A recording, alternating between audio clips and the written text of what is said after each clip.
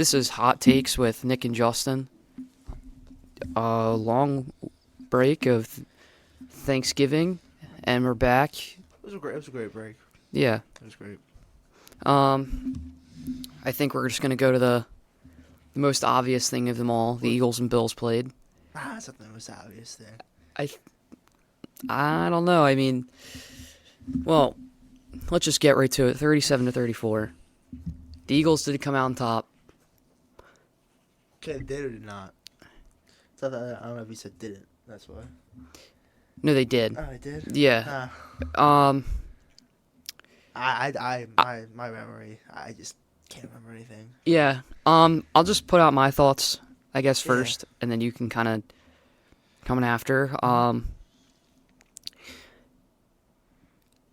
The Eagles' first half, it seems, every game is just about them figuring out and struggling.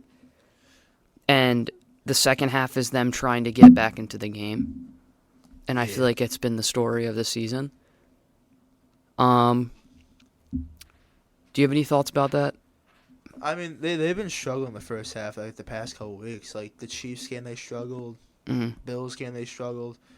Who did they play before? Cause I've heard that they've had a comeback like the past 5 weeks. It feels like. Mm-hmm. But yeah, they've been struggling. Washington, yeah. Miami did. Dallas. I mean, they've been and then since the Rams game, they haven't had a good first half. Yeah. Because after the Rams, it was the Jets. Mm-hmm. They've been struggling. It definitely showed against the Bills because the fans booed them. Mm-hmm. But you never really see a 9-1 team get booed before they won. Mm-hmm. But I mean, it's the Eagles. They always find a way to win these close games. Mm-hmm. I hate it. People are saying the refs were involved. Oh, the refs was terrible. They're not. They did. I don't care what anybody says. There is so many opportunities, especially for the Bills after that first half, to win the game. The refs are a horrible excuse. I will ask you something. Did the intentional? Did you see the intentional grounding? You watched, I did not. When Josh got pulled when his jersey got ripped. Let me look it up. Yeah, so Hassan Reddick basically grabs him from the front and the back. Should have been a horse collar. Should have, because you can't really grab a guy from the back of the jersey. And then Josh gets the penalty for intentional grounding, but Gabe Davis is 2 feet away. But yeah, it sums up the refs. Diggs got held a bunch. Trent Sherfield got hit early, trying to catch a pass. I mean, the refs stunk. They also helped the Bills once the whole game with the flop. Okay, my thoughts on the call. Yeah. I think it could have gone either way. It could have. I think the intentional grounding was a little bit uncalled for. Because they show a replay of Davis standing because Davis takes 2 steps to pick up the ball. Basically. Still though, I think I can see both sides of the call. People are saying it's a horrible call, bad, very controversial. Cause that's the second time it's happened to Josh. Because the one happened against Cincy when he threw the ball, it's kind of same time too, before half. It was an option route, throws the ball deep, Davis stops, and they call that intentional grounding. But I think because that led to a Jalen Carter block kick. I really just don't think it was that. I think it wasn't a great call, but I don't think it was horrible. I think it could have gone either way, but that's just my personal opinion. I don't know if I'm biased, but that's just what I'm thinking. They always bring up if I'm biased or not. I don't know. Maybe I am. Probably are. I'm going to touch on Devontae Smith because he, in my opinion, has the best hands in the league. Okay. Without a doubt. I've never seen him drop a pass. I don't want to jinx anything or anything, but that man just catches every ball. Also, the rushing that game. Josh Allen 9 carries, 81 yards. The QBs were Oh yeah, I thought Like I thought Josh was the best player on Sunday because he basically made every play. It's just Mhm. you score with a minute 50 left. Your defense can't get a stop. Which I will say, in overtime when they took the lead, I thought AJ Brown fumbled the football when AJ Brown caught it. Mhm. I thought he fumbled because the guy takes 2 steps. He goes to tuck the ball in. That's a fumble in my books. And then, but they call it incomplete. But a couple hours later, Keenan Allen does the same thing. That's a fumble. So and they didn't even look at the play either. They quickly reviewed it, which was stupid. They should have reviewed it. It was a fumble. But the Bills lost. I hate it. Yeah, that was definitely a fumble. I know. It's a fumble. Fumble every time in the Bucks. People say, oh, he needs a third step. The guy catches it, he first off has 2 feet down. He's running. He took 2 steps and he tucked the ball. There's really nothing else you can say. They say you need a third step.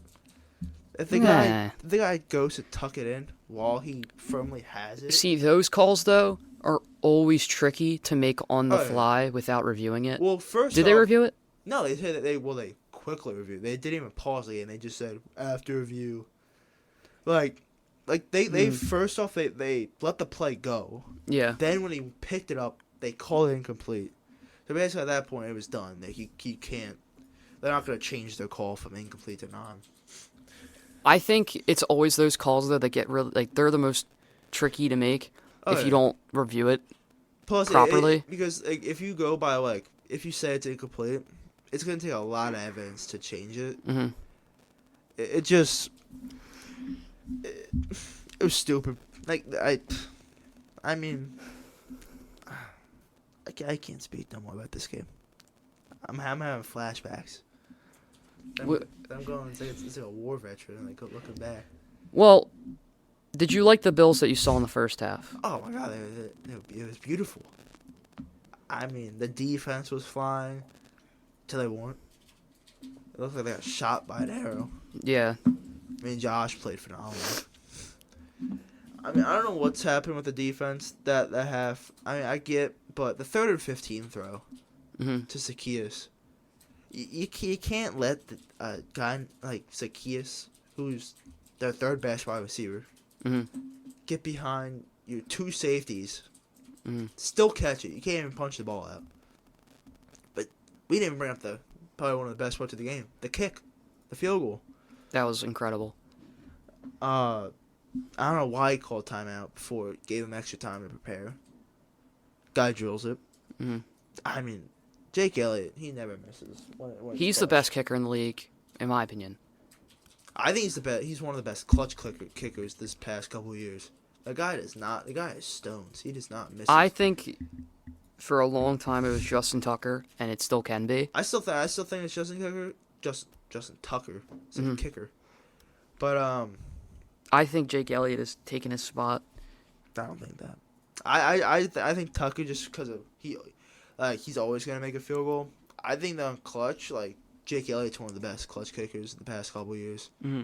And the guy, he did against Washington in overtime, did against Buffalo. Well, yeah, isn't that how Jake Elliott got his name? Is from It's from the 63. I think it's from the 63-yard field goal. Yeah, it was against Giants yeah. when they won the Super Bowl. That year they won the Super Bowl. Mm-hmm. But that's enough Bills talk. Bills football. There was some baseball news over the weekend. Yamamoto getting his number saved in New York. Sonny Gray is a Cardinal. Yep. Kenta Maeda is a Tiger. I did not see that. Oh yeah, 2 years, $14 million happened during the Bills game. But the Cardinals are making a lot of moves so far. Lance Lynn, Kyle Gibson, Sonny Gray. I like the Sonny Gray move. I think him and if Mikolas gets back to what he was a couple years ago. Mm-hmm. Who else is there? Lance Lynn, Kyle. There's someone else. Flaherty. No, Flaherty left. No, he got traded. Oh. Who was there? I know baseball talking in baseball posted a graphic of their Before though we get, because I think we should do baseball more part 2. Yeah. Because this is going to be a 2-part podcast. Oh, I think for the last 8 minutes we should get into the Alabama-Auburn game. yeah. What an incredible classic between the two Alabama teams. I mean, unreal. Jalen Milroe, 4th and goal. Steven Matz is their starter. Just want to put that out. Steven Matz. Oh, God. I forgot about him. Top 5. Yeah, I mean, You know the Cardinals' average age of pitcher is 35 years old. hmm. They lost a 42-something-year-old guy too. Yeah, Adam Wainwright. Yeah, Um, but that's enough baseball. Alabama-Auburn, quickly go through it. Jalen Milroe, 4th and goal, gets sacked twice. He wants that Heisman, by the way. He's not getting it. if you heard him, I'm after- biased, and he's not getting it. I'm going to be honest. But If he was performing like this throughout the entire mean, season, that's a heck of a decision though to figure out who the one-on-one matchup is. And I don't know how you get a guy one-on-one in 4th. Like they're playing, what was it, 3 guys in the end zone, couple guys in the middle, and then they rush 3 for no. I get you don't you don't want Milroe but to he's run. not gonna run though in 4th and 31. Either way, I thought the corner should have. He should have at least make an attempt at a PI call, because it's not the NFL. You're not going to be placed at the 1. You're going to place at the 16. hmm. But I mean I saw the route. One guy went in, one guy went out. Yeah. Something like that. They switched, but the guy that switched on to the guy that went in the middle of the end zone. There was already 3-4 guys there. Yeah. Milroe makes, and they're not gonna call. The guy did kind of push, but they're not gonna call that. hmm. I mean, it's a heck of a play by Milroe. And was it Bond? His name Bond. Yeah, Isaiah Bond. That's a heck of a catch. And now they got a chance because their season. Right. It's like exactly like them in Ohio State a few years back. I remember I was sitting in my room watching them reveal the college football playoffs rankings. Unreal. And they barely made it past Ohio State. Hopefully that can happen again if they beat Georgia in the SEC championship. It's gonna take some things though. They need. I think they can do it. Oh yeah, they gotta beat Georgia. They gotta hope Texas loses or something happens to Texas. hmm. They need Oregon and Washington. Whoever wins, they're gonna be in. They need FSU to lose. Who else is there? I mean, Michigan. Michigan not gonna. I think the top 2 are set. Yeah. It's Even if Georgia loses, they're going to make it. oh yeah, it just. I think Alabama needs to win. FSU needs to lose. And then then whatever. Texas needs to lose. I don't think anybody needs to lose, personally. I think they need at least one team to lose to have a chance to get in. I think It's the committee. I think it's fully possible. But that's just my thoughts out of the game. Oh, I'm praying for this do you SEC have, Do you championship. have anything about Ohio State and Michigan real quick? About that game? Unreal game. Yeah, I was too busy playing Fortnite the whole time. Sometimes you get caught up.